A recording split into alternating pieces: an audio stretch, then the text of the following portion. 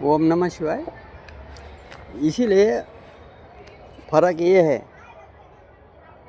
क्योंकि ओमकार बताया ना, ओमकार से सृष्टि की जो बनाई वो, और मकार से प्रकृति बनाई, और प्रकृति से पुरुष जन्म मृत्यु जीव जंतु जितने हैं उनको बनाया। भीतर शिव बैठा है आत्मा। हाँ, उसके बगैर नहीं तो क्या पता कि आपको देख रहा है ये वस्तु ये बताइए। हाँ, तो वही तो है भाई। किसी निर्जीव वस्तु को तुम जान डाल के देखो तो होता है क्या? नहीं होगा। यही सत्य है। ये प्रकृति उसी की है। जो मैं का जो भाव बोलता हूँ, वो मैं जो है ना, ये माया है। वो माया दिया है। वो माया में अपन अपनी माया कर देते और अहंकार आ जाता है, ये हो जाता है, ये गलत हो जाता है। मैं उसका है, शिव का। मैं ही शिव हूँ, वो मेरी ही मैं माया हूँ। ये शरीर तो मृत्यु है, तो मेरा शरीर कहाँ से होगा? मुझको ये पता नहीं। ये शरीर जो दिया है, मैं हूँ कौन, ये पता नहीं। तो पहले मैं को ढूंढो कि मैं हूँ कौन। अपने आप को ढूंढो, बाहर नहीं ढूंढने का। मैं कौन हूँ, मैं क्या करता हूँ, क्या कर सकता हूँ, ये तो मुझे पता होना चाहिए ना। अपन दूसरे को देखते हैं क्योंकि जब से जन्म हुआ तब से बाहरी ये, क्योंकि बहिर्मुखी है।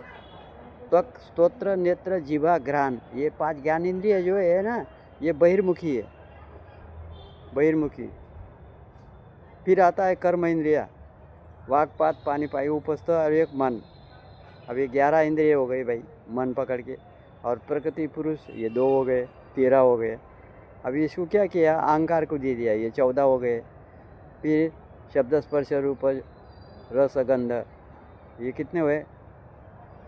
मन बुद्धि अहंकार, मन बुद्धि अहंकार, ये 3 हो गए। प्रकृति पुरुष ये तो 5 पहले से हो गए। ले, मन बुद्धि अहंकार ये 3 हो गए, और प्रकृति पुरुष इसको जोड़ दिया तो 5 हो गए। और शब्द स्पर्श रूप रस गंध, और ये कितने हुए? 15 हो गए। 15 3 18। और एक जो है, ये क्या है? चित्त वो कहा गया है। चित्त म्हणजे सारे अपने शरीर में कोई डाटा रहता है, उसमें चित्त। जब कुछ वस्तु होनी रहती है तब अपना मन उपस्थित कर देता है कि ये करना है, ऐसा है। उसमें भी विभाजन है दोनों में, एक दूसरे पे आश्रित रहते हैं। डाटा तो मतलब एक जगह पड़ा रहता है उसका।